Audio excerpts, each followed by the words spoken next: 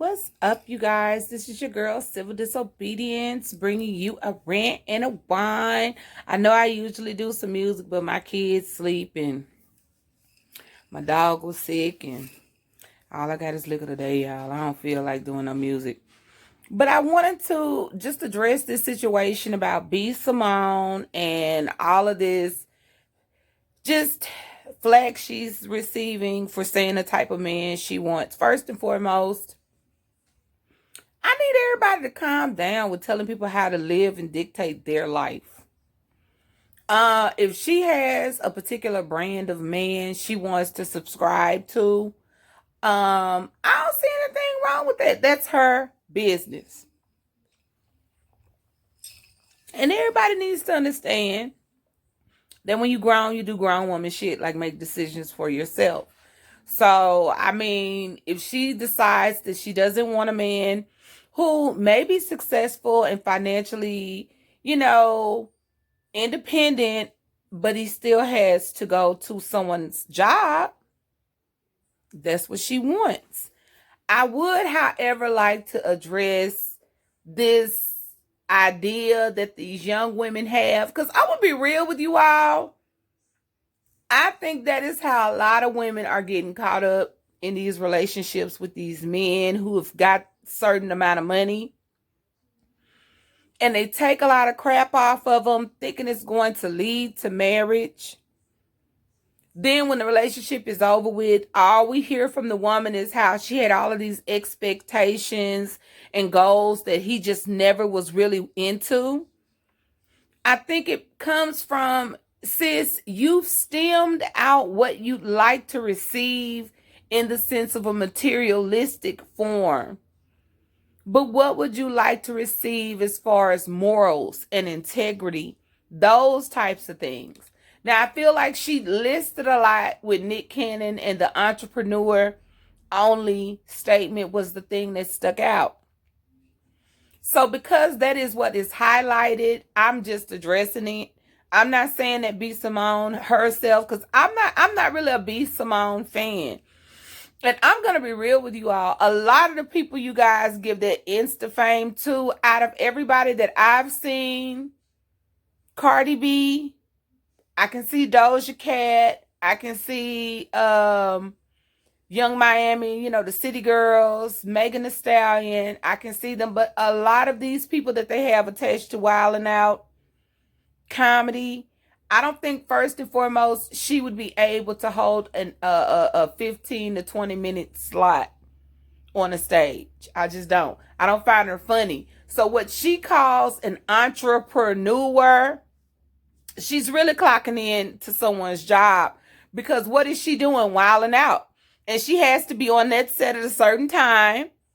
And she has to be off that set to do whatever else she wants to do. So she really would need a guy who has a 9-to-5, but has the aspirations to become an entrepreneur full time. Because she's really on Nick Cannon's clock. And if he was to slip up, and I think that's the reason why Nick Cannon expressed it the way he did, like, whoa, for real, he can't have a 9-to-5? Like, chick, you on a 9-to-5. I think she was a little confused about that. I feel like a lot of times when people are on television, they get beside themselves because those checks may mass up to more than what you would get on a regular 9-to-5. But if you have to show up according to contract at a certain time to be ready to film, you're still punching the clock.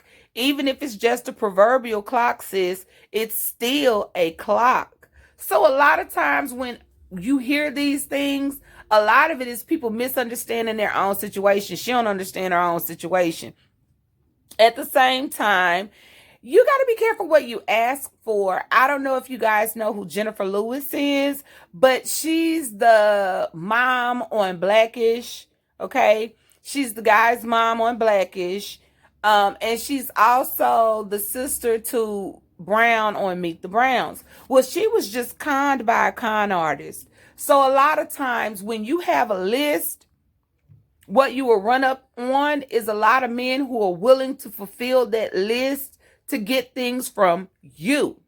And so then when you get what you want, they're able to get more from you, because who's more giving in a relationship? Women are. And so that's how women are ended up kind and all of those things like that. And I just want you guys to give your opinion on this.